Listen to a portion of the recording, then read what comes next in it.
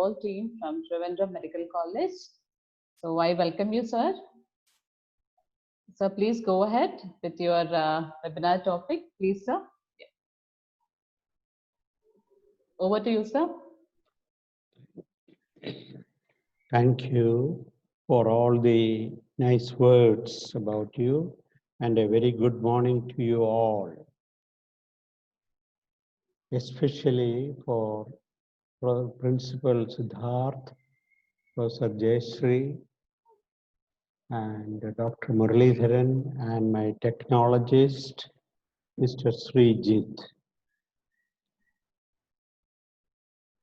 So the very idea of this webinar is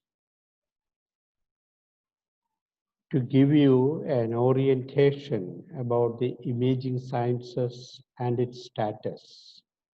As you know, everything started about 125 years ago by Wilhelm Conrad Röntgen, who was a physician. Sorry, a physicist. He was playing with his vacuum tubes and he suddenly saw some light emanating from the vacuum tube. He doesn't know what it was. So he put it as an X, which is the unknown, and from that, X-ray came into existence. Very next year, that is in 1896,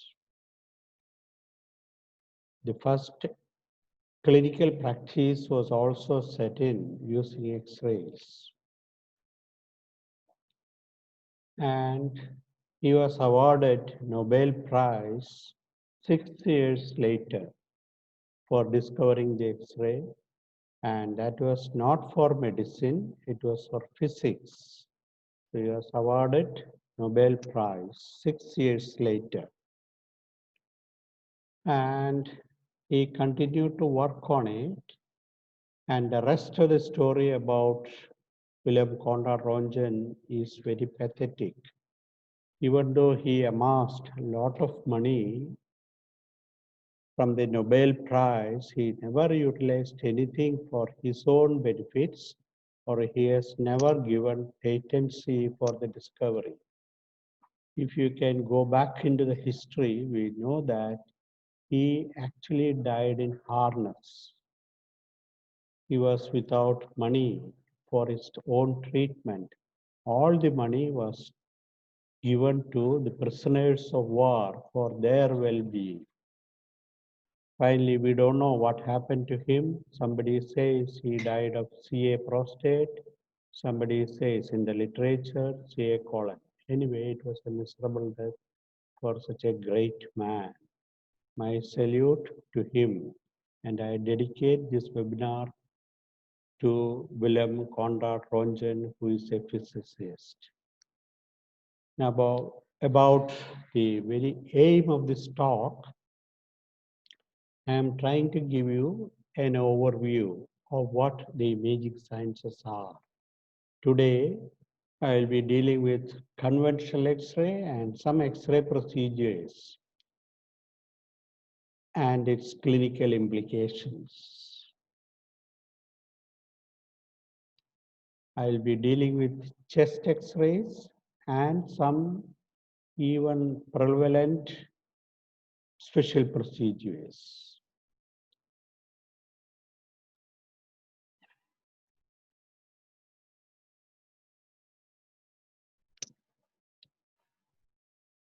This presentation is mainly a pictorial one. You will not see a lot of writings which are available in the books. All these pictures or images I have today is from my own practice at different hospitals. From an ordinary X-ray machine. Previously, some images are from the conventional processing darkroom films. Now I have got all the CR system, computer radiography and digital radiography systems. That has revolutionized the role of conventional radiology and its implications in modern practice.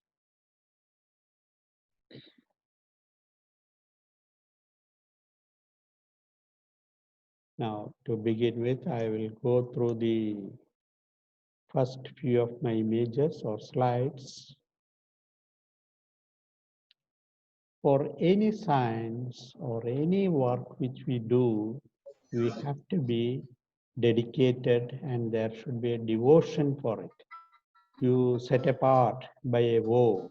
You can start the work by saying, whatever religion you are, you can say Namah Shivaya, or you can say Vishnu, or you can say praise the Lord, all these things. It's a good start always to dedicate your talk.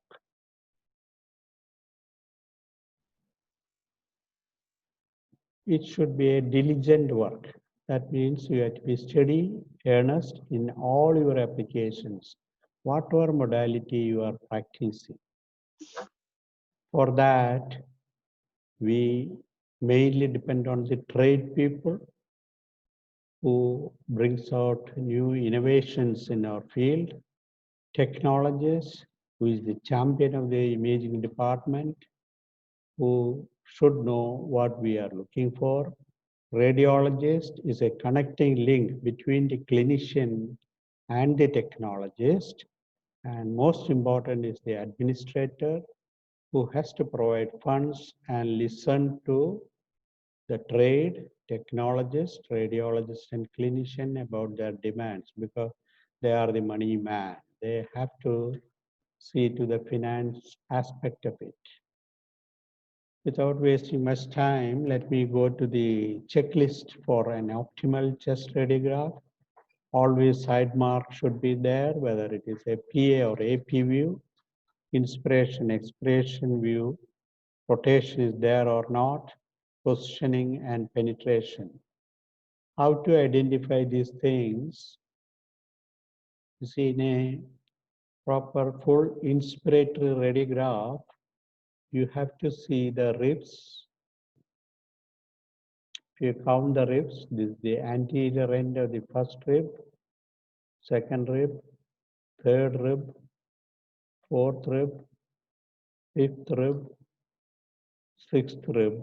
And in this case, we are just seeing the seventh rib also. So that's the optimal one. When you breathe in, you will be able to see in a normal situation all the sixth anterior rib, at least fifth anterior rib should be touching the diaphragm. Now, why we bother for PA and AP chest? Mainly, usually, we started our curriculum with a PHS when the cardiologist was depending on chest X-ray as a basic tool after their clinical examination. Heart is an anterior structure, so the radiology physics and geometry tells us that whatever is nearer the sensor plate, which is the X-ray film, will be less magnified and you can measure the cardiac size very clearly. About the cardiothoracic ratio, under no circumstances, the transverse diameter of the heart should not be more than 50% of the transthoracic diameter at the level of the diaphragm to the inner aspect of the rib. If it is more than 50%, you have to look into the clinical details, get the assistance from the clinician, whether he has got any cardiology related problem. He is a cardiomegaly general. And AP chest,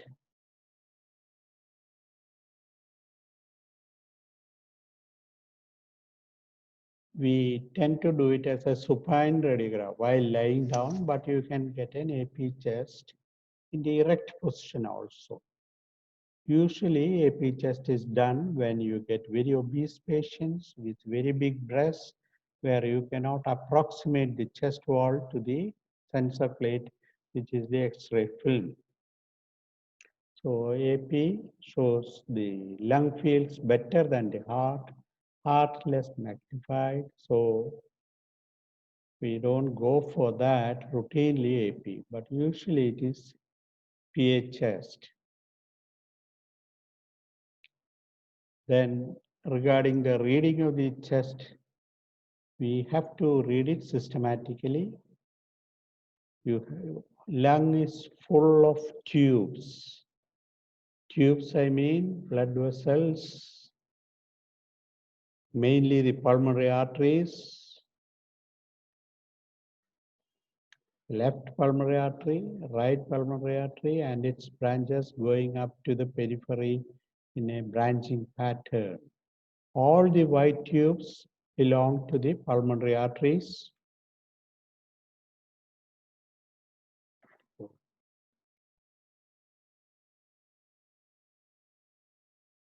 And whatever white tubes we are seeing, 98% of them are all pulmonary branches for the pulmonary arteries.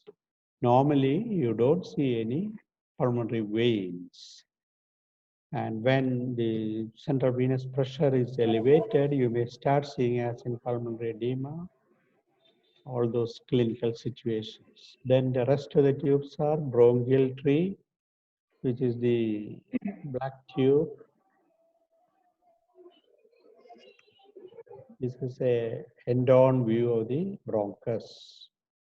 This is an end-on view of the pulmonary artery. So that way you can distinguish whether it is pulmonary artery, bronchus, and rest of the tubes in the lungs are mainly lymphatics. We don't see lymphatics normally. And the arteries from the systemic circulation, very seldom you will see it, which are branches, which we call it as a bronchial arteries, which are systemic supply. Now, in the chest, we have got the heart in the center. 2/3 of the heart is on the left side, and 1/3 is on the right side.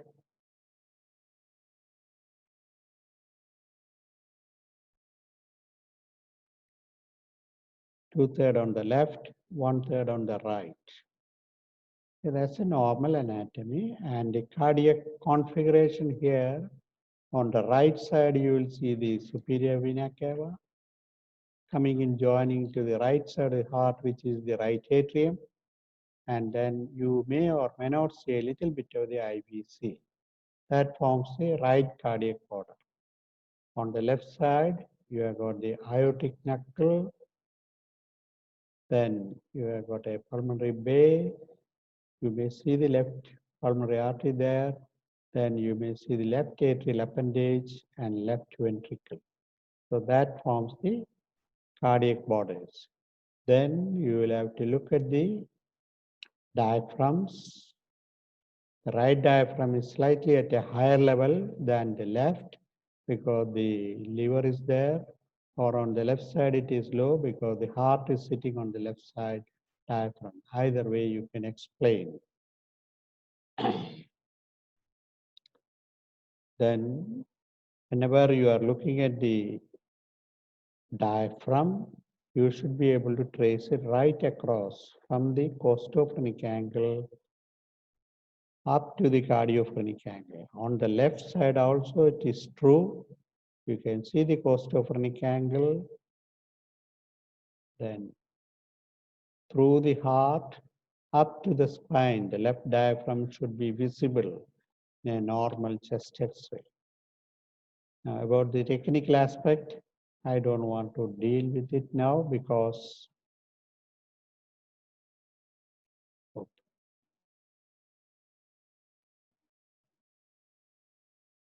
I usually use mouse. Okay, thank you. So always look at the gas in the stomach, pundic gas, and the splenic flexion. So both these should be visible in a normal chest X-ray. Right, then you can see the ribs as I told you. The anterior ends of the ribs are further low down. Posterior aspect of the rib is higher. In a projection, in an AP projection, it is closer. And look at the direction of the clavicle, it is very horizontal. While in a PA projection, The medial aspect is at a lower level and the lateral aspect is at a higher level. And I have already discussed why PAAP, but it has got its own clinical significance in difficult cases. Okay, now I'll briefly go to the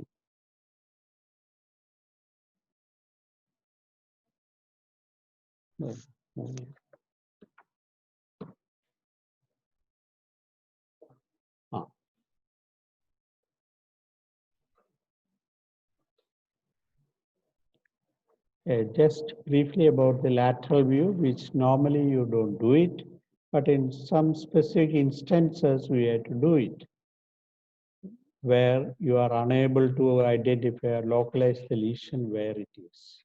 So a lateral chest radiograph to be optimal, it should be again in inspiration and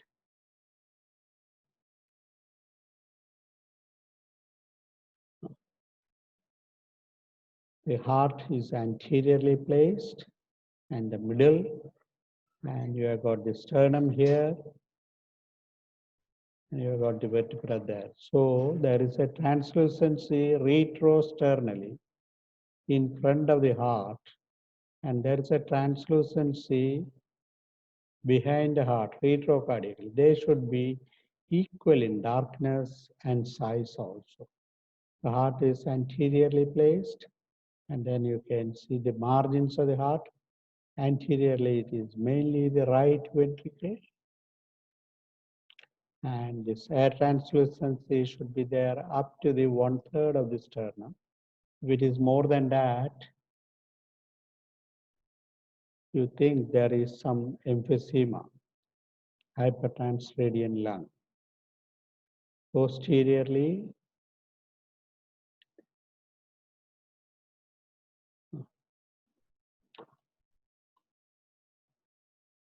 you can see the vertebral bodies clearly as you go down and down. The intervertebral disc spaces are very clear. Anterior costophrenic angle, posterior costophrenic angle. The right hemidiaphragm you can trace from the posterior aspect up to the anterior aspect without difficulty. The left diaphragm, as it comes anteriorly, that is missing because the cardiac shadow is there.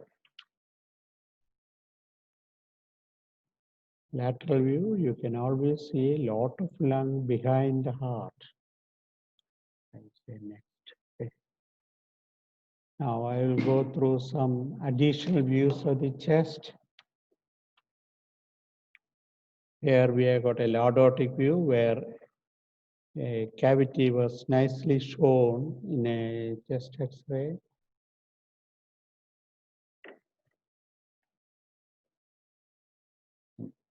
There is a cavity where we have projected the clavicle out. This was not easily visible on a chest X-ray. This is the same PA lordotic view. We are seeing it's difficult to identify the cavity there. This is a lateral view. What's the importance? Because all the structures in the chest X-ray are very pencil sharp. On the right side as we come, it is very hazy. So we don't know why this sharpness has gone. The lateral view gives us the answer. There is a segmental collapse of the middle lobe. Once the middle lobe is collapsed, the sharpness is gone. Here on the left side, you can see the cardiac cell. So the significance of getting a lateral view, if clinically you think there is some additional findings, or you think that there is some pathology on the right side, and if you don't see it on a frontal chest radiograph, better to go for a lateral view and convince yourself this subsegment collapse of the middle lobe.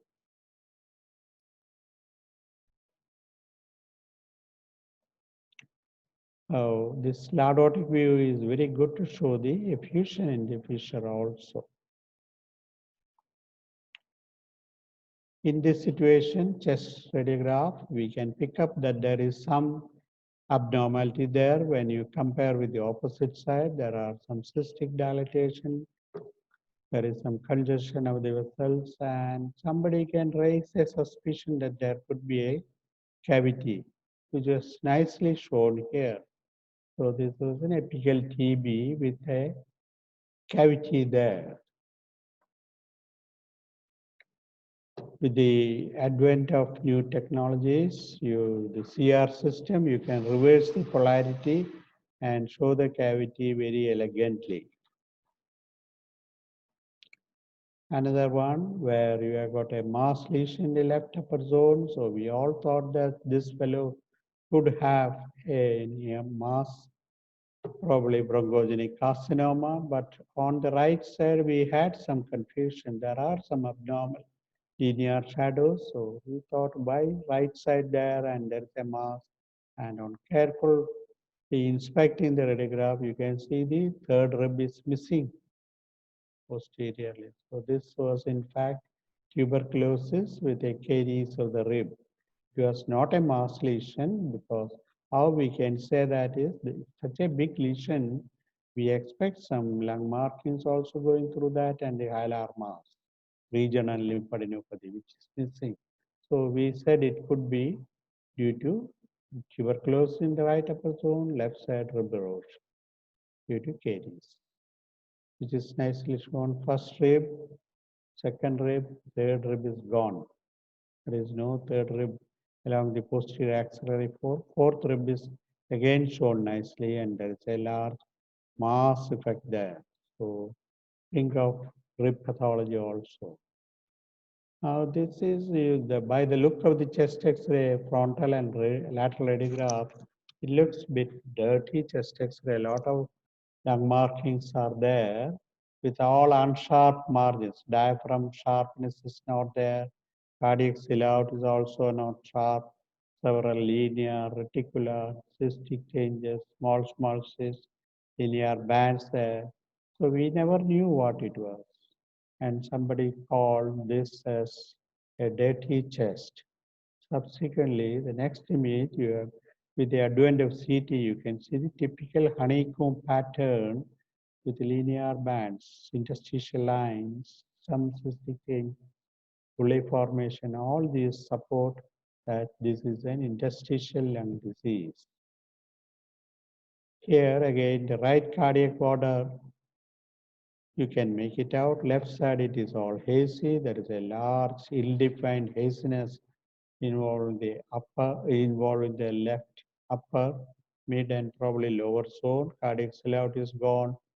So somebody will raise the suspicion of it could be in the chest wall, it could be in the ribs, all those things. And this costophrenic angle is also obliterated. There is a slight shift of the mediastinum to the left. So there could be an underlying collapse. So next image shows how the collapse is. The tongue-like protrusion along the anterior aspect. This is the lingular segment. And all of us know that once lingular segment belongs to the upper lobe, and there is a mass there in the hilar region. This was due to a left upper lobe mass lesion bronchogenic carcinoma. Now here you can see a lot of lung markings on the left side, hardly anything. And there is some additional structure which has come up. So we don't know what it was. There is shift of the upper mediastinum to the left side. There is intercostal spaces are slightly wider compared to the opposite side. And mediastinum has gone. So a pneumothorax was suspected. So the next bit what we could convincingly show is to do an expiratory radiograph. The whole same patient, same day, same time, in matter of 2 minutes. The whole of the heart has gone up. The volume of the pneumothorax is shown very well, without doubt. And the mediastinal herniation to the opposite side. And when you look at the collapse of the lung, always lung collapses to the pedicle, which is the medial.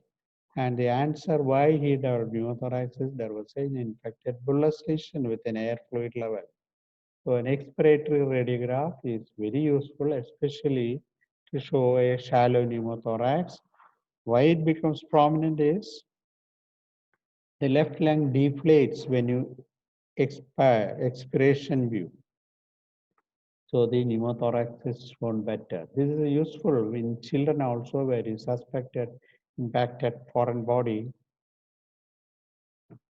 So that's the advantage of doing an expiratory radiograph. Here, in the frontal projection, the left upper hemithorax is completely hazy. And in a child, we always think of presence of enlarged thymus. Thymus is an anterior structure. The anterior translucency is gone. And thymus, normal thymus is a very soft structure. It will not produce any mass effect on any of the adjacent structures that goes or insinuates between the normal structures. This is thymus. As you know, thymus shows that it becomes very prominent when the child becomes normal. Suppose the child had a nasty infection where stress and strain was there, adrenaline acts, cortisone is liberated, so the thymus gets shrunk. When the child becomes normal, the thymus again shows up. This is known as the thyroid rebound phenomenon. Same image, same next. CT image shows how the thymic shadow is involving. Okay. Thymus has got different shapes, which I don't want to go through it now. Now, next image which I wanted to discuss is a plain X-ray abdomen, which we all do it when patient comes as an emergency. Because the first thing at the accident emergency center is to identify whether this patient has to be managed by physician or surgeon, or can he be kept under observation for sufficient time. So the first image which we will ask is an erect abdomen. That should show the diaphragm and lung bases, definitely, because diaphragm to make out whether there is any gas under the diaphragm. This tells you that there is some perforation of a hollow viscus. Lung base should be included because in children, acute abdomen can be one of the presentations if there is a basal pneumonia because of the pleural involvement. They may say that I got pain in the abdomen, and we will make a call to the surgeon. Surgeon will come and examine and will say it is nil surgical. Then when you look at the erect chest X-ray, you can pick up the basal consolidation. That's why an erect film should show diaphragm and lung base. A supine film should show the rectum, because what we want to know is whether there is complete obstruction or not. And if there is complete obstruction, you will never see any gas or feces in the rectum. That tells you that at that point of time, it is really obstructed and it is a surgical problem. Where you can not get an erect film, you can make the patient lie on one side and use a decubitus view, translateral radiograph. That will also serve the purpose. Now, in a plain X-ray, these are the answers to be given to the clinician, whether it is mechanical or paralytic, complete or incomplete, where is the level of obstruction, nature of obstruction, whether there is a mass or not, any complications which tells you that whether it is about to perforate or not. These are the answers to be given from a plain X-ray, for which you always obtain an erect and a lateral view. Erect and a supine view. This is an abdomen supine showing the rectum, little bit of gas there. So we can say there is gas, no evidence of obstruction. These are the normal pattern of the bowel loops. All the small bowel will be in the jejunum will be to the upper and left half, slightly to the right also possible. But ileum will be in the pelvis and colon along the periphery. By virtue of the folds, we can say whether it is jejunum, ileum, or colon. Jejunum will have a feathery pattern. due to valvular connivitis. Ileum is featureless, just like a cycle tube, and pollen intermittent hostrations will produce that. Here, if you look carefully, you can see small air fluid levels there. Just by looking at little bit of air fluid levels, don't jump for a diagnosis, because air fluid levels usually tells you that there is some uh, motility disorder also, in the such as not a surgical cause.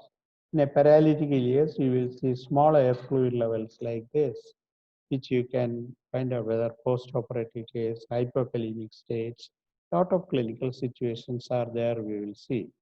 And in acute dysentery also, Vibrio cholera, bacillary dysentery, all those things you will see small air fluid levels. This is a medical condition, not a surgical condition. And you don't allow anybody to operate on when you see such a small air fluid level. And here, next image. This patient, these are few examples which I collected to just for presentation.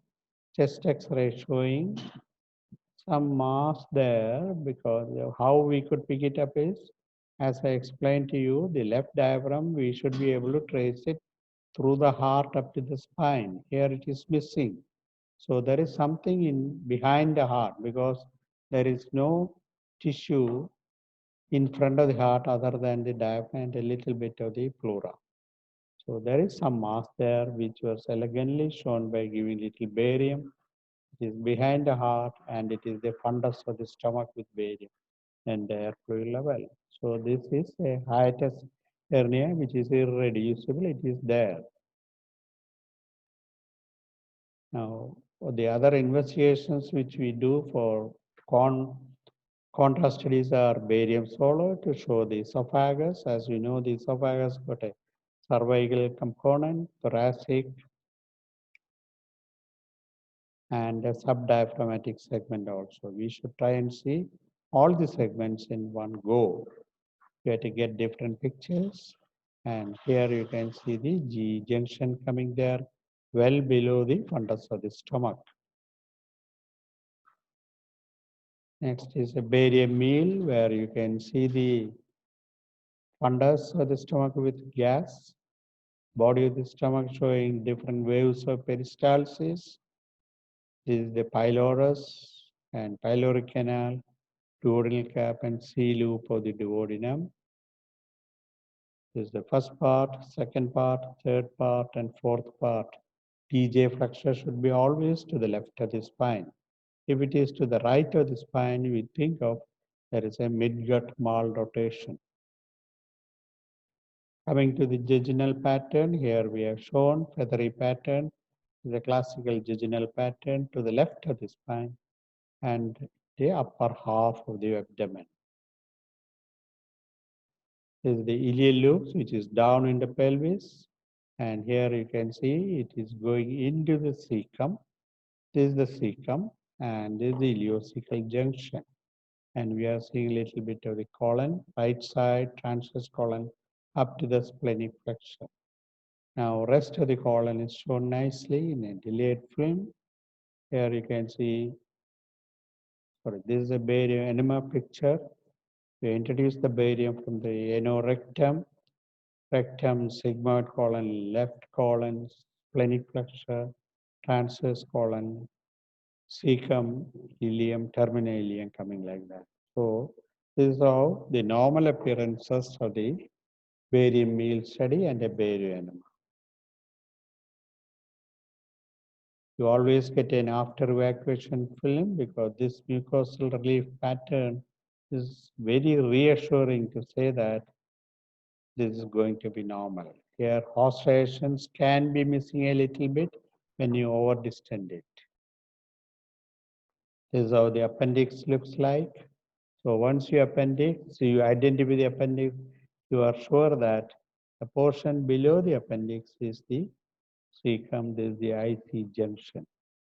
IC junction, we always concentrate in whatever modality, CT, endoscopy, very important region where all the pathology, most of the pathology occur at the ileocecal junction.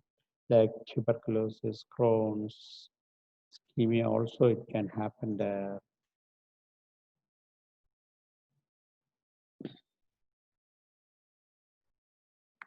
Now coming to the KUB X-ray, you can identify an opaque shadow which is oval in shape along the line of the ureter. Ureter almost always lies along the tip of the transverse process.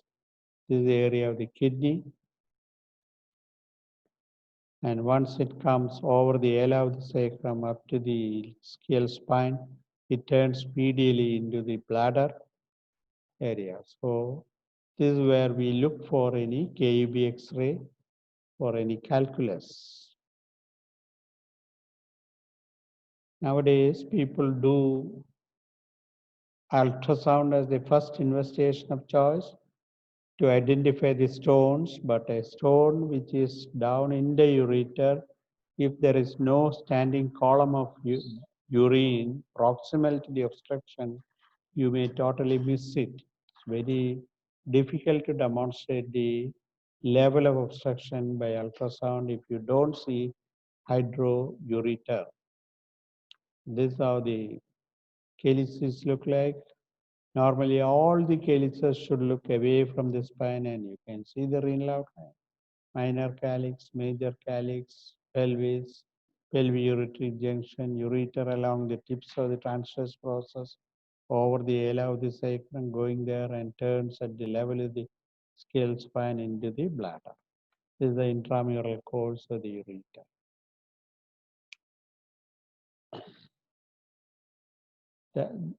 This is the urinary bladder.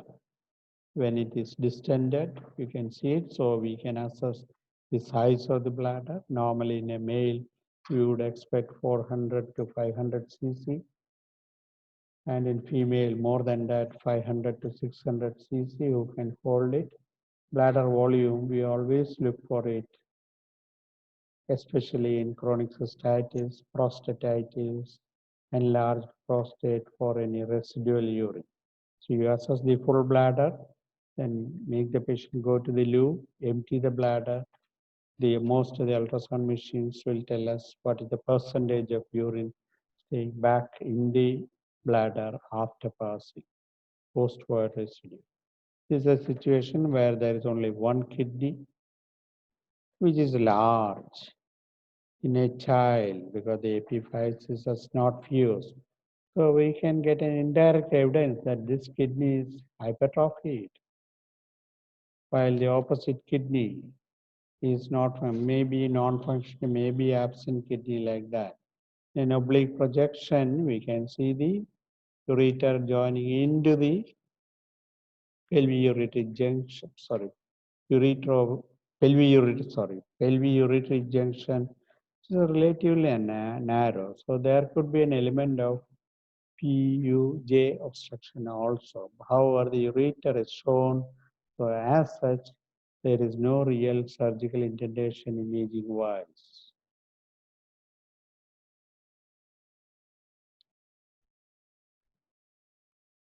This is when the child is passing urine, micturating cystourethrogram. Usually, this is asked in children with recurrent UTI to identify whether there is vesico-ureteric reflux. Vesico-ureteric reflux could be normal up to the age of the childhood, when the child is up and out walking. Usually, the vesico-ureteric junction becomes competent. So, if the patient has got reflux, you need not jump for a surgery, but you can wait, monitor the baby over a period of time, say 6 weeks time, whether there is any kidney involvement or not. As the child grows, the kidney should also grow. So you can monitor the size of the kidney, say in 3 months, 6 months interval by ultrasound, which is a very good tool. And once the kidney is involved due to reflux, you can either refer to the surgeon or you can do a DMSA study to see the function of the kidney. But IVP is very good to show the function as well as anatomy. While in nuclear medicine, anatomy is poor, because you will see some blob of contrast. You will not get a clue as to how much is the cortical thickness, because once the kidney is recurrent involvement due to infection, the cortex is lost. So I always say IBU is the best modality to see the cortical thickness, IBU or CT, doesn't matter. Now this is a study where patient is unable to pass urine and strangulary there. So we were asked to do a retrograde urethrogram. So this patient had total block initially. He went to some center where they tried to cannulate, tried to push a catheter into the bladder. Subsequently, they have produced an injury and there is a diverticulum at the bulbo-membranous segment of the urethra. So that is a traumatic origin because of difficult cannulation.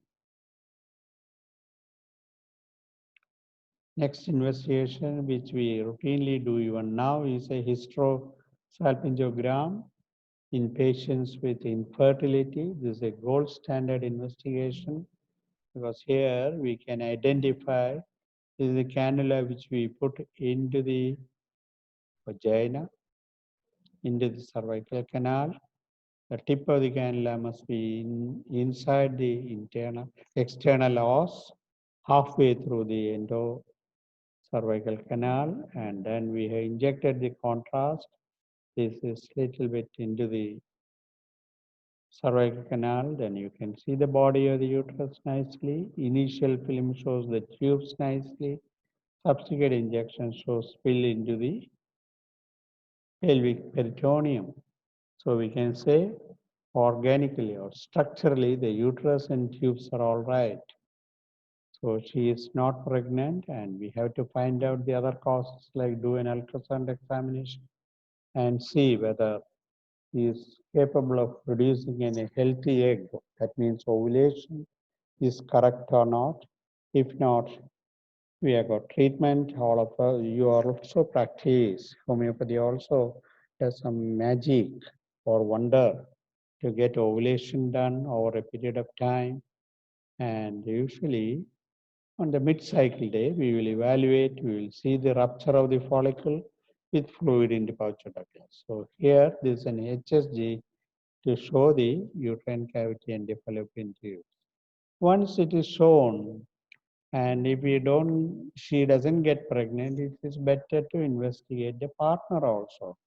Husband may have some semen problems, ejaculation may be problem, or he may not have the right amount of sperm. So investigate, do not forget to investigate the male factor also. This is one of the late films of an HSG showing a cloud-like appearance. This tells you that her pelvic peritoneum is also clean. If there is addition, this contrast will pool around somewhere like small pools. This is all in the vault of the vagina. This is another investigation. Still we do it. This is a parotid xylogram showing the main duct with all its branches, beautiful tree pattern. It's a normal study. This is the Stensen's duct and the parotid gland with its branches. This patient had, as afterward, some swelling coming up on the left side. So they were thinking that it could be an obstructive lesion in the duct, and we could elegantly show the stone in the duct. This is the duct in the Stensen's main duct, and there's a distal part, there's the hilum of the gland, and then these are all in the gland parenchyma. So once you identify this calculus in the duct, the surgeon is really happy. He can tackle it without producing any morbidity for the parotid gland and subsequently to the facial nerve with a facial deformity. So it's always advantageous to show a parotid xylogram about the nature of obstruction. Some chronic parotitis also there is a pattern described. This is how we do the submandibular xylogram. All these images are produced from the centers where we are working. We may need the help of a staff who is young and who has got bright eyes to cannulate this small hair-like structure with the cannula and push the contrast. So it may be time consuming, but it is very rewarding. Here we don't see any pattern, branching pattern. It's all dilated. So we can say that this is a Phylactesia dilatation, just like bronchiectasis. Very big. This is the submandibular location. This is the mandible and submandibular location. These are all done under fluoroscopy. Simple radiographic procedure is difficult. This is what we do for the any opening around sinus, anal sinus for fistula. We identified the fistulous opening. We injected the contrast. It is going up into the rectum. So we can say this is not a sinus, it's a fistula. So most of the surgeons can act on it.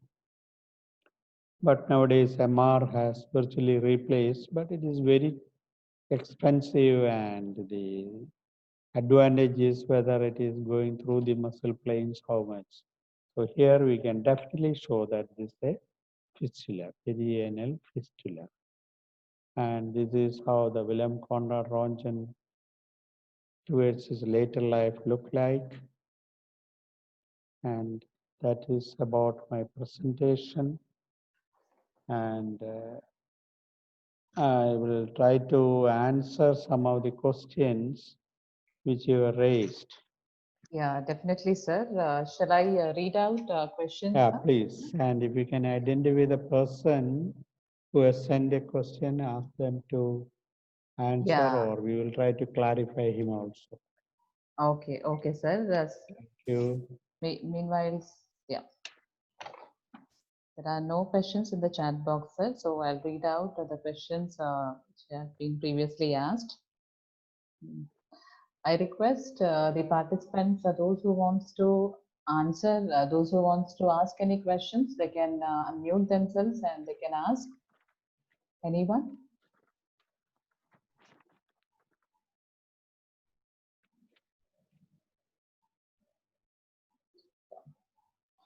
We'll read out the questions for you, sir.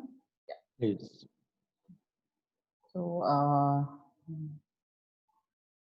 what are the latest trends in imaging techniques? Yeah. The imaging techniques has gone beyond the leaves, and it is practically impossible for a single person to deal with all the finer aspects of the modern image. As you know, imaging started with Wilhelm Conrad Röntgen in X-ray. The X-rays or the radioactive material or ionizing radiation is not good for health. I'll come to that in the next question. So it is X-rays are produced by vacuum tubes from the target, which is an anode. When when the electrons are propelled to the anode from the cathode at a high speed, almost 98% of the electrons are converted into heat, and only 2 to 2.5, 3% will be converted into X-rays. So a lot of waste is there. And how we get an image is as X-rays pass through the body, it gets attenuated.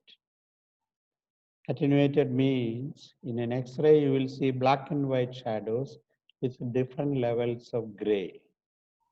So when X-rays pass through the body, there is skin, subcutaneous tissue, muscle plane, fat, and septa between the soft tissues, bones.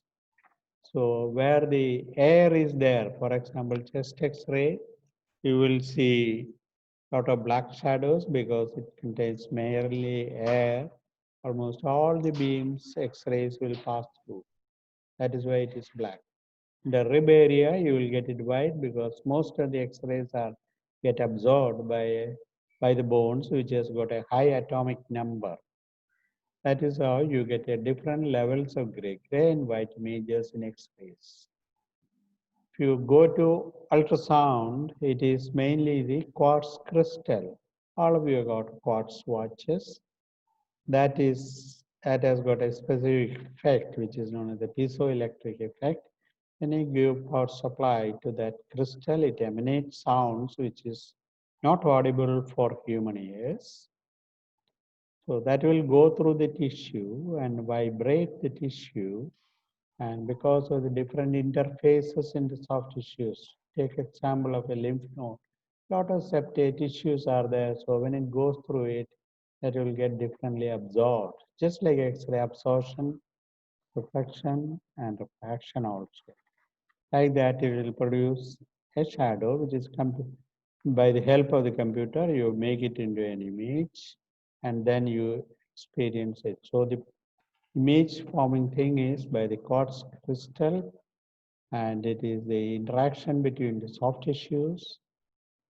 We get these images. CT also uses atomic number, high material, and X-rays are used. Well, in MR, it is the electromagnetic field which we are put in because magnets are very heavy.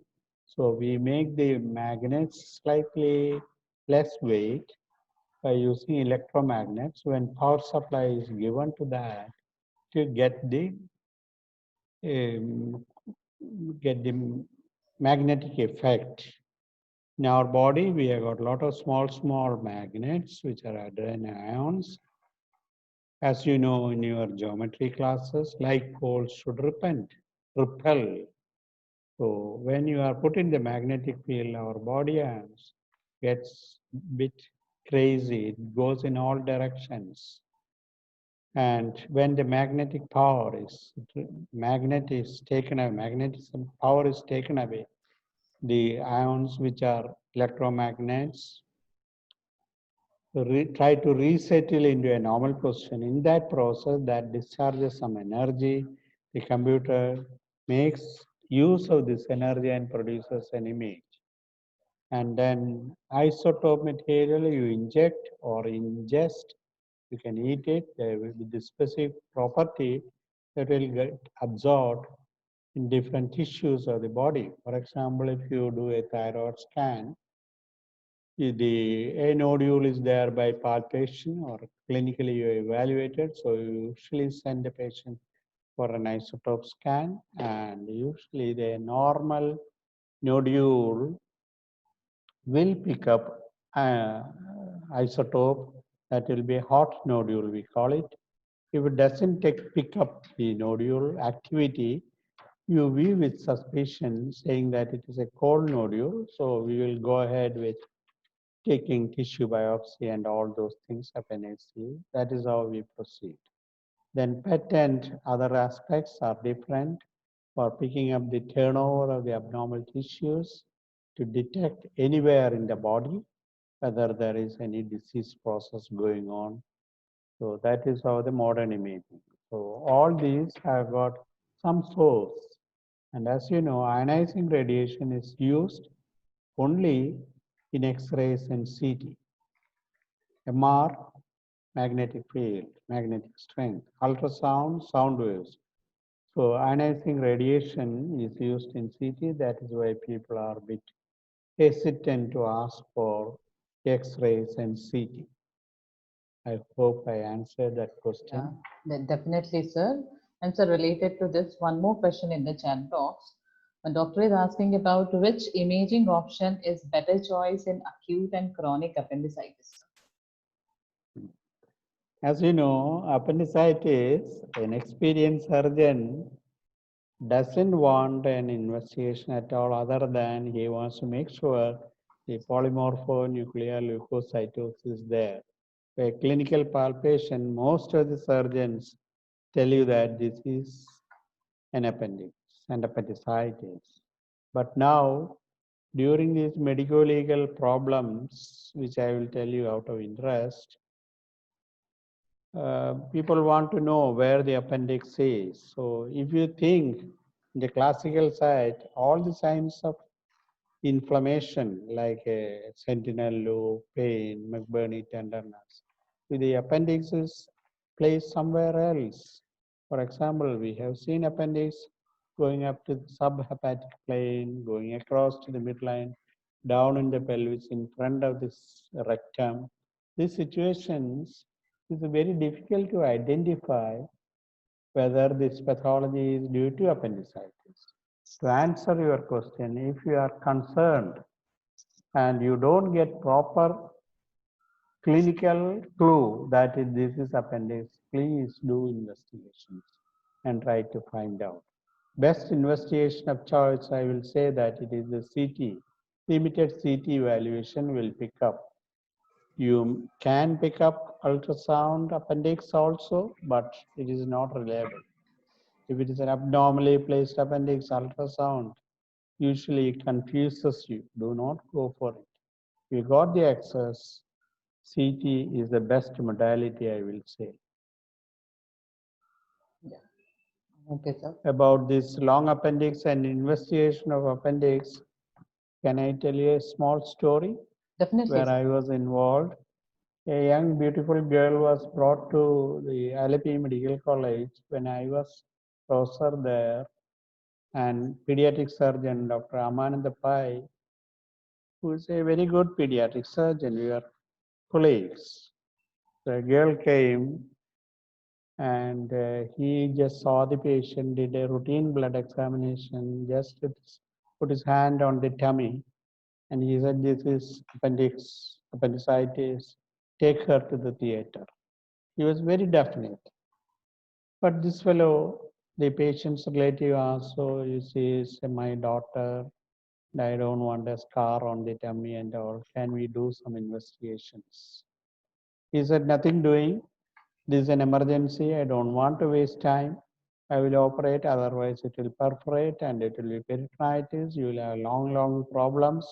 So let me not waste time. Let me take the patient to the theater." So the relatives, parents agreed. He went in. He got the appendix out, discharged the patient on the 5th day. But unfortunately, the scar was very big. It was going up to the subhepatic plane. His junior doctor forgot to write a decent discharge summary. In the discharge summary, it was mentioned appendix was inflamed, about to perforate. We could drain it. There was no pus or anything in the peritoneal cavity. So it was a well done surgery, but the scar went up this because the appendix was long enough. The tip of the appendix was in the subhepatic plane, under surface of the liver. So he had to extend the whole incision up to the subhepatic plane to get the appendix out. The scar was big. Unfortunately, this girl had a keloid tendency. So subsequently, she developed a dirty scar on the abdomen. So they went to the court and asked for why this dirty scar, do compensation. So the pediatric surgeon said that this is this, this was a long appendix, so I had to extend the scar to save the life of the patient. It went to the consumer court and I was asked to comment. Wow, would CT help to identify this appendix, length of the appendix, and to make the incisions small? It was long ago. Now people do with the laparoscopy. So in the court, the judge asked, "Can you do any investigations to tell?" I said, "The decision on the table by the surgeon in emergency situation cannot be challenged because he always does for the good of the patient. An investigation may help, but when it is abnormally long, we may not be able to say that this is definitely due to appendix." So I could save the patient, and I think so I could give an answer to the court and I could save my colleague also. That is how I sorted that situation out. Sometimes it happens because of the medical legal aspects. You don't know what they will ask. Because as far as I know, any medical practitioner will not do any damage to the patient knowingly.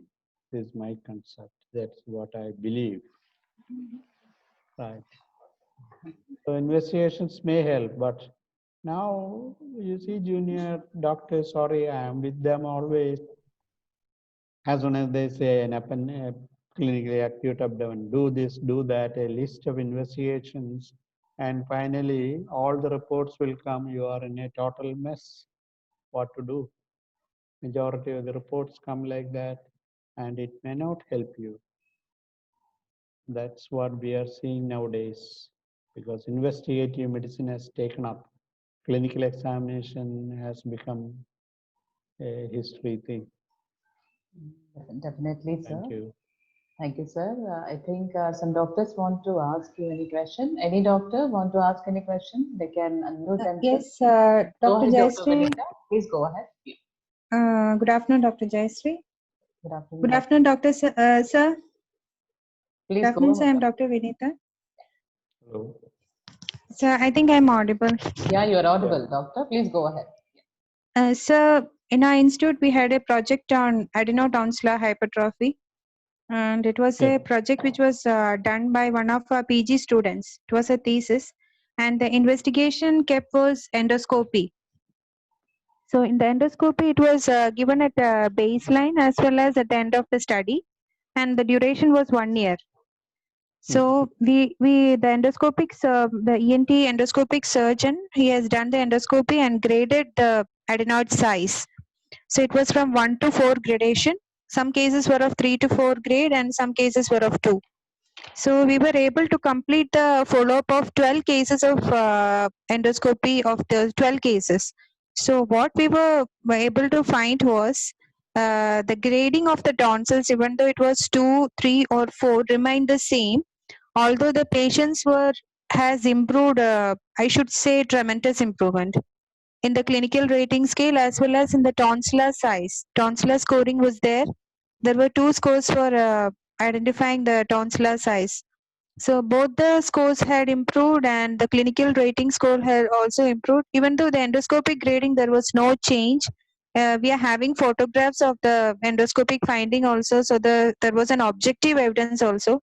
But unfortunately, the size has not reduced, and all the 12 patients which we have followed up, there was no change, and there are still other patients. 35 is a sample. So will you be able to comment anything on this? Because the surgeon has suggested surgery for grade 3 and 4 cases. But the patients are not willing because they are saying that we don't want a child for a surgery. Since he has improved well and he's sleeping well, he's not having any respiratory infections now, he's not having any snoring or mouth breathing, and everything has improved as per the symptomatology. So what will be your suggestion regarding this, sir? Dr. Vinita, thank you for the question. You see, what we are looking for in all imaging modalities is what is happening to the airway. So if the airway is obstructed, we can say that it is adenoids or tonsil is the offender. So beyond that, endoscopy findings to correlate with imaging findings is difficult. If the patient has got an enlarged tonsil due to, as you know, you are the best person, whether it is due to 7 infection. రోజులు 3 రోజులు 10-12 మాత్రలు ఒకటి పొద్దున 2 మధ్యన 3 రాత్రి తిన్నాక ఇది capsule ఒకటి మింగమ్మ మింగి ఆ డ్రాప్స్ అన్ని Can I go ahead, sir. Please go ahead. So what as an imagiologist can tell is the real cause is due to airway obstruction or not. That can be imaged by simple X-ray views as we are doing. I am also part of your study. And beyond that, I don't think I will be capable of giving an answer about the endoscopy finding or not. So if the airway is clear after treatment, whatever treatment you are giving, I am comfortable. There is no indication for surgery. If after treatment, if the airway is obstructed, the nasopharynx, all right, proceed with the next line of action if the parents agree. But from my experience or our experience, recently now tonsillectomy is not the choice. Endoscopists may disagree, but we have seen a lot of big tonsils coming out nicely, and the adenoids, we always look for adenoids and tonsils together. Adenoidectomy is not a treatment of choice nowadays, as far as I know. But as an imageologist, what we can say is the nature, whether it is obstructed or not. Very few times you can characterize the lesion also by looking at different lymph nodes around, whether it is due to any other causes, systemic causes. So to answer your question, I find it difficult to compare with the endoscope. What is your observation really, clinically? Sir, I was planning for an whichever cases which has completed endoscopy. I was planning to take an X-ray and to find what you say, sir, the airway, so that by calculating the A by N ratio, we can find the patency of the airway, how far it is enlarged, and whether it is still causing obstruction of the airway, as you have mentioned, so that we can find out whether the endoscopic finding is correlating with the X-ray finding. I don't know how far they are correlating. There are previous studies also which has compared the endoscopic grading as well as the X-ray grading, and some studies were saying that X-ray is a better option to grade adenoid. So it is a matter of future research, I think, sir. I don't know. I'm not the person to comment over it. I think clinical follow-up. After all, we are supposed to do good to the patient. Lymphoid tissue, anyway, we need it in our life. Okay. Okay. Thank you, sir. Thank you, Dr. Thank you, sir. Thank you, sir. I think a few more questions in the chat box, sir. Two doctors are asking the same question. Is there any limitations to exposure to X-ray in a lifetime? Because nowadays physicians knowingly and unknowingly making patients frequent exposure to this. So how frequently we can go ahead for X-rays? Anything is there like that, sir? And X-rays as a tool for imaging is dangerous. I do agree to it. But in our country or all over the world, there are big bosses. In India, it is the Atomic Energy Regulatory Board at Bombay. They are the big masters. They provide all the ionizing radiation workers with a badge, which will tell us what is the radiation dose you got it during your work. So there is extensive study in the literature that this much dose in millisieverts, they will say it is harm to you. But God is great. He has made every person different. Even your right and left half is different. The thing which is applicable to one person may not be applicable to the other person. So what we believe in is, if you follow the code of conduct stipulated by the Atomic Energy Regulatory Board about the radiation hazards, I think there is no harm at all. You compare the benefits you receive after X-ray exposure, or if you don't take an X-ray, what is the damage done clinically, you compare, then decide which is good and bad. But people nowadays, they are after the doctor's blood, so they will do, oh, I was pregnant, I had an X-ray of the abdomen, or I went and helped somebody to do an X-ray. So they will do an X-ray without asking the patient whether you are pregnant or not. Then later on, she goes to the court and say that, oh, I was pregnant. The stupid doctor wrote for an X-ray. The technician did not ask me whether I was pregnant. The radiologist who is between them also is in the picture. So they have come out with a rule that a blanket cover saying that 10-day rule in most of the developing countries. including ours, or developed countries also follow this for medical legal purposes. All females of reproductive age group should have their abdominal X-ray, more so pelvic X-ray, during the first 10 days of the cycle, where you cannot have an ovum to radiate. You cannot be pregnant during the first 10 days of the cycle. So we are made to ask the patient of reproductive age group whether you are pregnant or not, get it signed whether she is pregnant or not. For example, if you get a patient in a road traffic accident coming to you with a fracture or suspected fracture of the pelvic bones, she says, I just missed my periods, I may be pregnant. So you can say you do your card test or anything and make sure you are pregnant or not.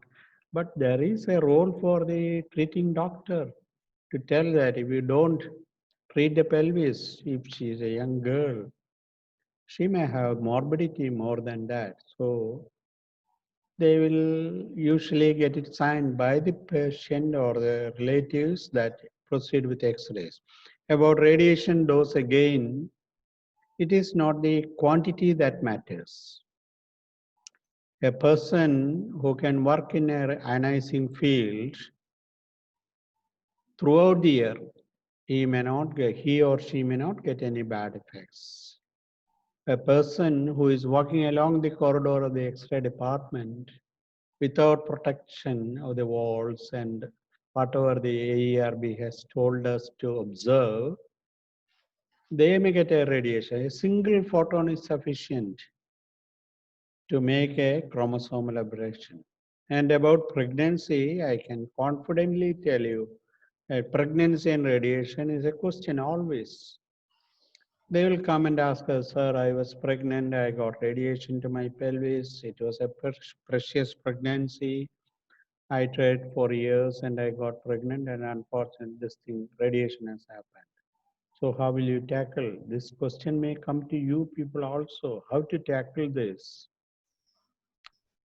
Can I get any feedback from you people? What is your feelings? Anybody want to ask anything? They can unmute themselves. Tell me, what will you give an advice to a girl who comes saying that I'm pregnant, I got a radiation to I took a chest X-ray or abdominal X-ray. What will you do with the pregnancy? What advice you will give in your day-to-day practice? Dr. Vinita. Yeah, Can she you- wants to talk. Go ahead. It's not like that, sir. I'm not that experienced with, but as you asked, I would like to say that we'll ask the lady if it is possible to do a chromosomal study of that from the amniotic fluid, and if there is no chromosomal abnormality, we may proceed. If it is Yeah. a precious baby for her. That's a very sensible approach. Any other comments? Anyway, what I do or my own discipline people do is, we will ask, when was your last period? So we divide the period of pregnancy into different segments. One is the period of gestation, that is usually all the books say by 8 weeks, the organogenesis is completed. So there is a definite impact of radiation to the embryo. After that, up to 20 weeks, then towards term. So we divide, find out at what stage of the pregnancy you got radiation. So if it is during the period of organogenesis, very critical, and you don't allow them to proceed unless it is a very precious pregnancy. So God is great. I always say God. All of us believe in God.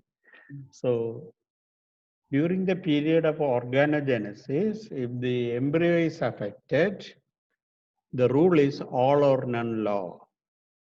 Embryo which is affected, who cannot survive the duration of pregnancy or outside, it will be aborted by itself.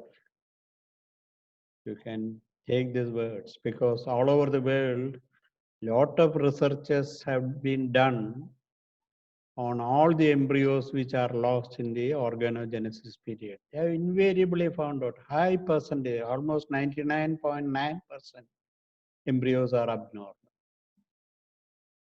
So you can also quote their experience, say that don't worry. During the period of organogenesis, if something has gone, spontaneous abortion is the rule. If the baby survives, don't worry, let the baby grow in the uterus. But with a bit of inner conscious, I will give the same advice. We'll wait, do not go for other activities where you can have an abortion during this period, like long travels and all those things.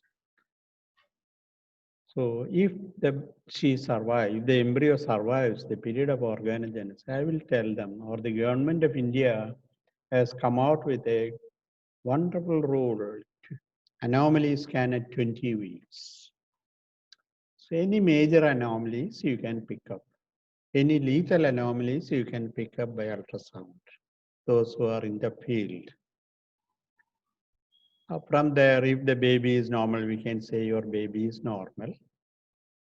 No lethal anomalies. If it's a precious pregnancy, a little toes, a little finger is missing, don't bother. They are not lethal anomalies. You can allow the pregnancy to continue. But now, as ultrasound has developed so fast and machines are very sensitive, very wonderful units, with a lot of computer added to it, computer knowledge, you can pick up an abnormal pregnancy during 11 to 13 weeks of pregnancy, LMP. 11 to 13 weeks, you can pick up a lot of chromosomal markers, as Dr. Vinita said. Before going for the chromosomal study, you can do an NT scan at 11 to 13 weeks. Make sure all are within normal limits. A lot of findings, which I don't want to go through. It may take 1 hour lecture to find out what we do in NT scan. If NT scan is normal, give her reassurance and ask for a follow-up scan at 20 weeks, where an ordinary sonologist can pick up any gross abnormalities. So I will tell, continue the pregnancy, do not abort it, even if it is not precious, because every abortion may be a cause for the next infertility. That is my concept about radiation hazards. What you get is, if you go above the level of the bad service, millisieverts you receive, what you may get is little bit of anemia, which you make the patient, or which you make the ionizing worker to be away for 2 weeks. So he may get nice hemoglobin coming up. So only little away, iron treatment, and treat for anemia if you need it. Otherwise, most modern machines are quite safe. I'm not simplifying radiation, but I want all of us to obey the code of conduct issued by the AERB and follow that. Don't stand in the room where primary beam is coming in between. Try to observe, move away behind the barricades, which we all do it. Most of the modern machines are foolproof. So as such, no harm. But in practice, what I do is, if you are pregnant, I don't make them come in the primary field. They should always disappear behind the protection device. Thank you, sir. Okay. Sir, the talk is going on, so I would like to ask one more question. You have shown us HSG film, sir, hysterosalpingography film. So that when we have to advise, so just immediately after the menses, as you told that before the ovulation. So any dates, particular dates, sir? Instructions to be given is very clear, because we are dealing with the infertility lady. Under no circumstances we should introduce any infection. So proper antibiotic cover. This is the instruction which we give at the front desk. Mhm. So we will give 5 days course, 2 days prior to the study, 1 day on the study, day of examination, and 2 days following that. And we always give a tetanus injection to prevent, even though we do it all under sterile conditions.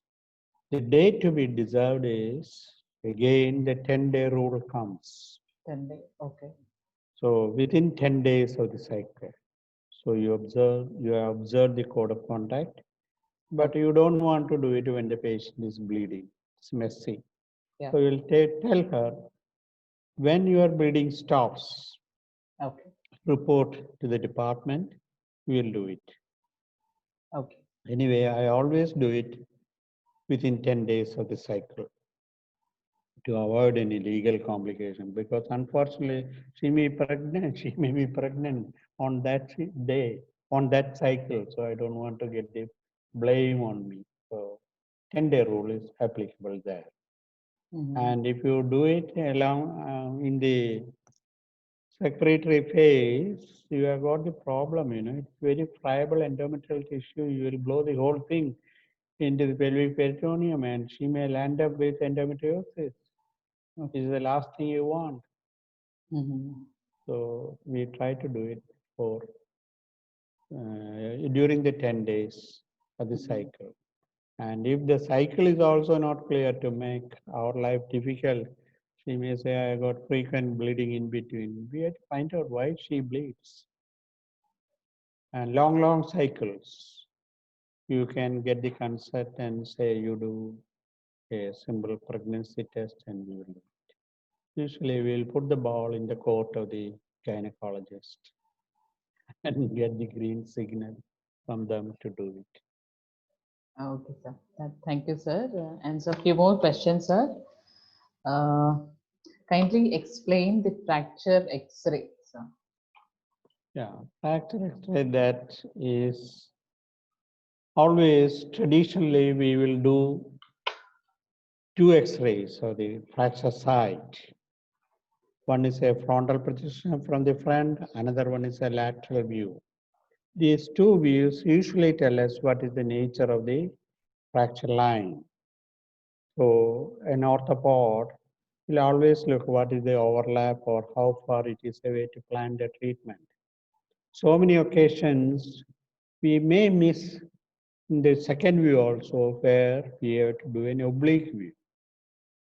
That will show us definitely fracture, especially along the trimalleolar fracture around the angle. Sometimes it's very difficult, but nowadays with MR, we can sort it out, this frustrating experience. So 2 views to be done, as you know, simple fracture, compound fracture, all those things can be sorted out. But for the radiologist, the role comes not to identify the superimposition and all, but we will evaluate the bone as such, whether it is a traumatic fracture or a pathological fracture. What about the mineralization of the bone ends, whether it is osteoporotic or not? And to say that it could be a pathological fracture. Okay. So 3 views may be needed, but routinely we will do only 2 views. And the technicians usually find it difficult because the orthopods always ask, you do the full length view of the femur in a fracture case. And they always want the joints proximal and distal on the image. And our film size, as you know, 17 inches into 14 inches is the largest size. We may not be able to include the fracture site as well as the joints proximal and distal. So what we do is you take 2 views, one for the joint proximal to it and one away from the joint, distal to it, and try to match together. That way we try to sort it out. Is it a primary fracture traumatic or not? Okay. Yeah. Thank you, sir. And one more Okay. question, sir. Common mistakes done while reading X-ray. So, that is a thing for the It will whole be- department. Yes, sir. Yeah. That's why I said administrator should provide a proper X-ray for the hospital. Mhm. So that's the role of the administrator. Then I want the clinician to write down what they really want in the request form. They do not just write X-ray, this thing, that thing. For a rib fracture, if you say chest X-ray, it is almost definite that we will miss the rib fracture. So if you want to see the lower ribs, say right lower ribs or right upper lip, so the technician can do the proper view, an AP view or an oblique view, you will get it. Sort of, unless you say, give clear instruction in your request form, it is difficult. And technology wise, you should have a good machine. If you are working in a pediatric center and if your machine cannot expose just below 0.02 of a second, definitely that you will get moving pictures. Movement blur will be there. And for that, you may need a high-end machine, high MA machine, so that you can reduce the exposure time nicely. So before the child moves, we will finish off our business, taking the X-ray. Then the third thing is about the technician. In India, you see the technicians, it is very difficult to get a properly qualified technician. We are lucky to have our Vijit here because he is a qualified person. He knows what he has to do, what the clinician wants. So if you write or instruct him, sir, or yes, we want to see this, he will produce it. Many centers, they work with a person with a lot of experience. Experience is the greatest master, I know that, but they may not be able to do justice in a medical practice. Because when I started working at Kottayam way back in 71, my best technician was a cook who has got kitchen cook, Oh. who by experience he has become an X-ray technician. And he used to do beautiful pictures. He doesn't know English. So that is what I have come across with such people also. But now the association and the government has said that you should employ a qualified technologist. As I told you, the radiographer or the technologist is the champion of the radiology department. They usually tell us, sir, there is a bleed. This looks like a bleed of some duration. CT technicians usually tell us. So we just ask them, is there any midline shift or those things we will ask, is there any edema around? So that makes our life difficult and the treating doctor also. And ultimately the patient is benefited. So all the people in this field should know what they are doing. It doesn't mean that if you have got MD, DM and all, but they should know what you want for the clinician.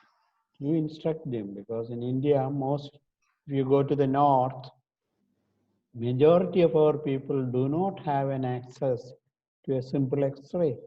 Forget about the mushrooming of ultrasound, CT machines in a township, metropolis. But India, it is different. So always try to employ people who are knowledgeable, with experience, and who can update themselves by training with in a center. We are working in a bone specialty. He should communicate with the doctor and possibly the radiologist, because radiologist is a luxury item for many hospitals. They don't try to employ a radiologist because they may be expensive also. Sorry about it. So that's how I look at it. Okay. Thank you, sir. There are a few questions which I can't, they just wrote like X-ray to differentiate, but in which area they wanted to ask, it's not clear, sir. Dr. Shrikant Zumale from Bombay. So if you're here, doctor, you can unmute yourself and you can ask this question. Your question is not clear. But, I guess he's not. X-rays to differentiate. Yeah. This doctor has written only X-rays to differentiate, but which area he's asking, he didn't wrote the full question, sir. Dr. Shrikant Zumale from Mumbai. So whether, I don't think so, he is in the meeting so now. Yeah. If this doctor is available, he can unmute himself and he can ask the direct question to sir. Or any other doctor want to ask any other question, they can unmute themselves and ask to the sir. I think this doctor is not available, sir. We'll Okay. move on to the other question. So scope and limitations of X-rays in modern medicine. Scope and limitations of X-rays in modern medicines. A doctor is asking about it. Scope and limitations I don't of think so. X-rays. Only in modern medicine. Yeah, because it all depends. So how I would like to talk to this gathering is, before you have made you have examined the patient, or over the phone you know what you are looking for, we should know what you really want. There are no limitations for X-ray as we discuss pregnancy, and age group, protection of the gonads, all things we do now. So limitation of X-rays, as you know, if you have got X-ray and ultrasound, X-ray is good for all the solid bone and all those things. Ultrasound is good for all the cystic lesions. So with X-ray and ultrasound, we can sort out many of the clinical problems which we have. Now, why we want CT, MR and all, it is not for diagnosis. Majority of the diagnosis made by the history of the patient, clinical examination by the clinician, then basic investigations. Why we want CT and MR is to stage the disease, to give the proper treatment. What is happening to the adjacent structures? X-rays, for example, if you have got a mass in the mediastinum, you can just say that there is a mass in the mediastinum. It could be anterior, superior, posterior. We have got a list of pathologies happening in the anterior, middle, or posterior mediastinum. We can think of all these things. Tissue characterization to some extent from images of the organ, we can say it is likely to be a renal origin, it is likely to be hepatic origin, like that. But to stage the disease, the things which you don't see are the para-aortic lymph nodes.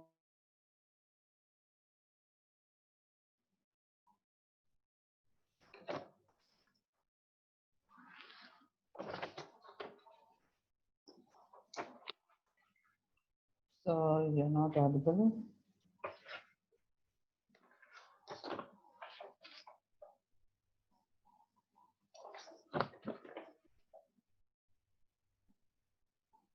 Hello, sir. Mainly MR also. The advantage of MR is you can get multiplanar imaging. Multiplanar imaging means you can view the organ region of interest in different planes as you wish. So it is all in one shot. You got it, and the computer will do the business for you. Multiplanar imaging. Now, regarding imaging as such, as an introduction, I want to say there is a static imaging and dynamic imaging. Static imaging is a picture which you are seeing. For example, a chest X-ray. It's a picture you get. You don't know whether the heart is pumping, whether the diaphragm is moving. These things you cannot say from a chest X-ray. Even a dead body X-ray will look like same appearance.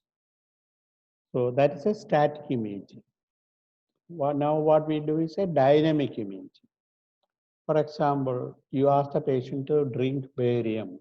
You can view it in the fluoroscopy, how the barium goes, what is the primary peristalsis like, secondary, are there any motility disorder which is the cause of dysphagia. by looking at peristaltic activity. Is there any collagen vascular diseases? Usually, if you drink or eat, even in lying position, it should go into the stomach because of the strong peristalsis of the esophagus.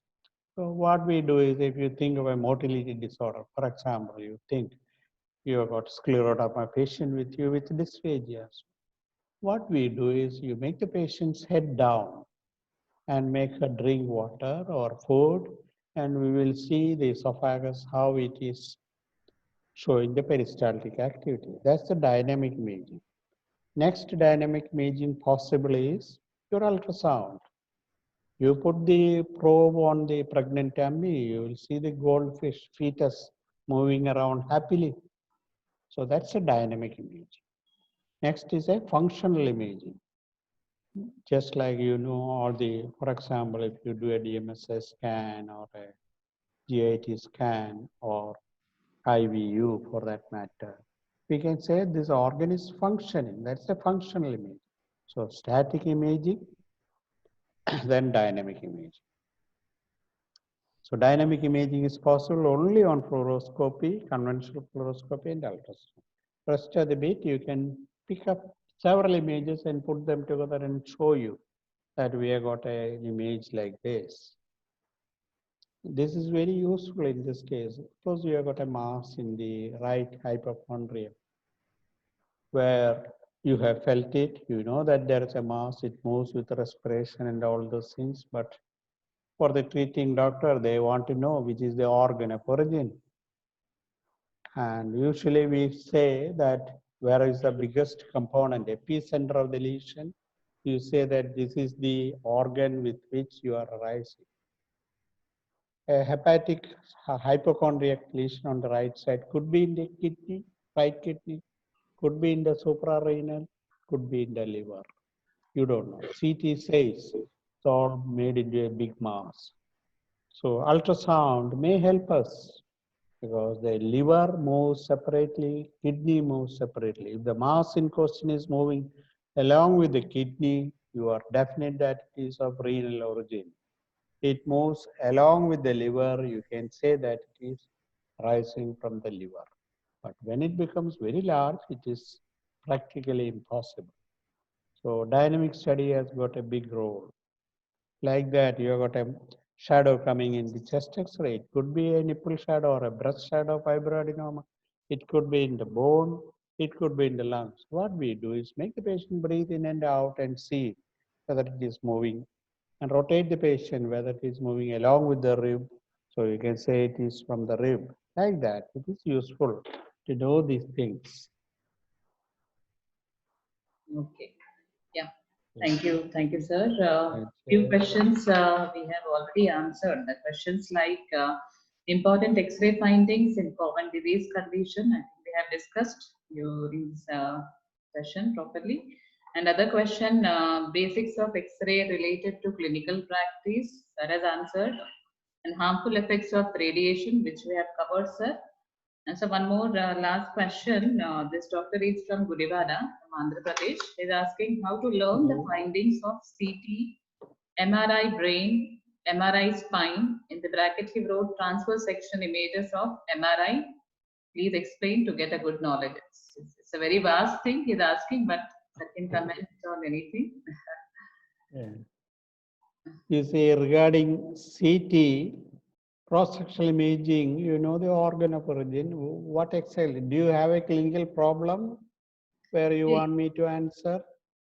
He didn't mention anything about that, sir. So I can take any example, any clinical problem, and sir can explain, sir. No problem. He didn't mention about any clinical problem, sir. He just straightly asking the how to learn the findings of CT, MRI, and MRI spine. You have to know your cross-sectional anatomy.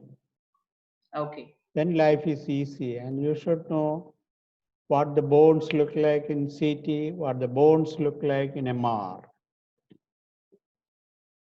Okay. You know these things, it is not terribly difficult, but remember, MR is for musculoskeletal, muscles, muscle planes, periosteum, all these things.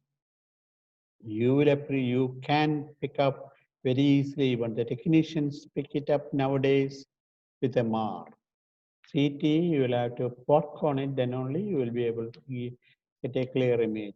Regarding the status, for example, if you have got a swelling in the lower femur in a child, let's say 12, 15 years old, you don't know whether it is an osteosarcoma or a swelling because of the bursae around getting swollen, all those things. CMR will tell us exactly earliest periosteal reaction, Codman's triangle, soft tissue calcification, everything you can pick up in MR. But remember, without the plain X-ray, do not try to interpret or give a final verdict on MR images alone. Always get the plain X-ray in your side, then do MR and correlate. Because a lot of mistakes can happen. Typical example, I will tell you, the one retired treasury officer at Kottayam, she was suffering with backache. She has seen all disciplines, homeo, Ayurveda, medicine, orthopod, neurologist. She is fed up and she has got this much big investigations also with her. So she was kind enough to give all the images to me. I kept it and I sat with all the images, going through one by one. And then finally I asked her, can I have a plain X-ray, which she did not have. So the MR report suggested that there could be a disc lesion because there is some indentation of the thecal sac at L4-5.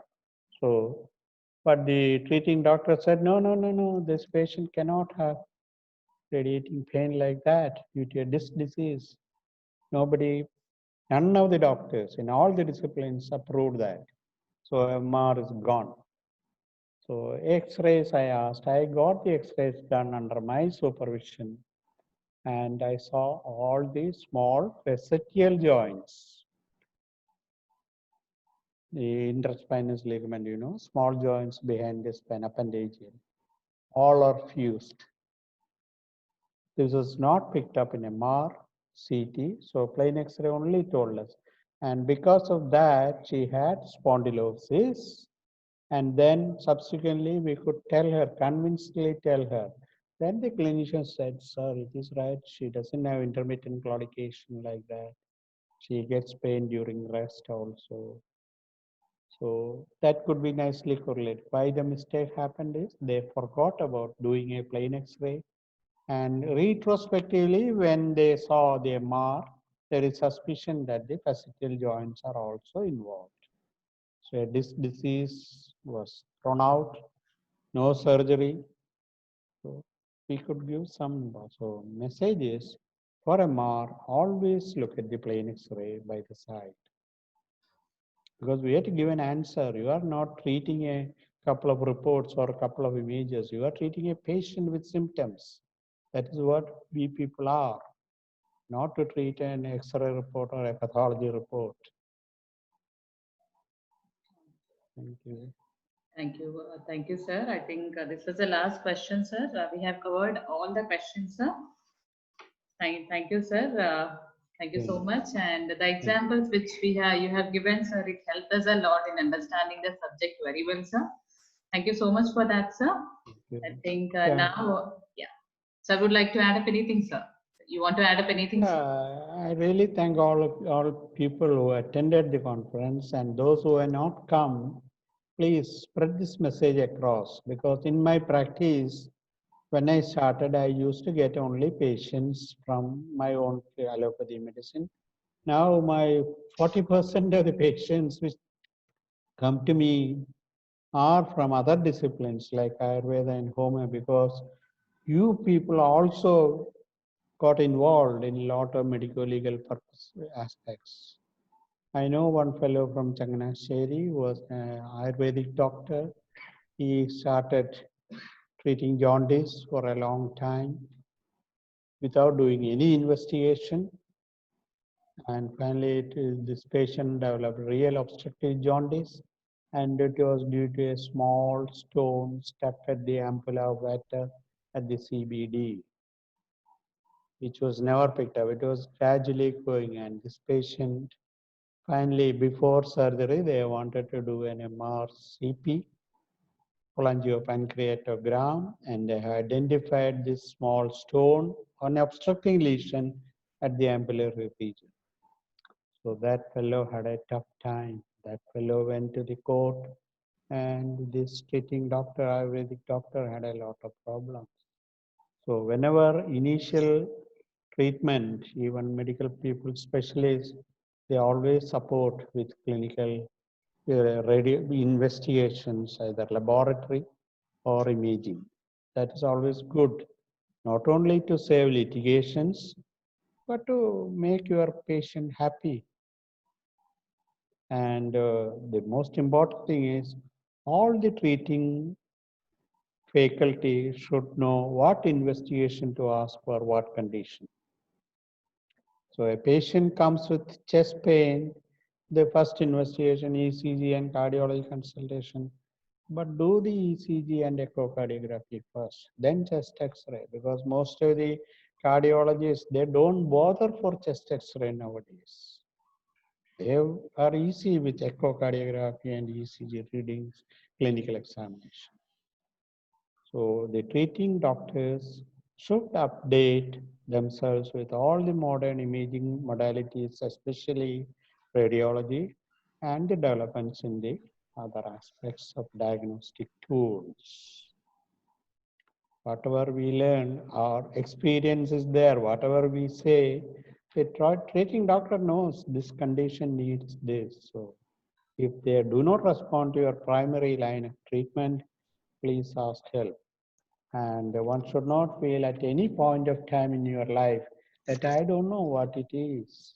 Let me ask, or you come back in 2 days' time, I will read it. Because I will give one more example. I was working in UK, J.T. Patton, who was the radiology book author, British authors. I used to get my fellowship training. Whenever we take an image to him, he will talk for hours, so we get frustrated. At the end of the day, we don't know what he said. So, but when you sit back and whatever he said, you listen and carefully think about it, there are a lot of things which as a person he has conveyed to us. So, and as we all know, patients give the history by proper, he gives the diagnosis by proper history. We have got patients, and to hear him, half the job is done. Thank you. Thank you, sir. I think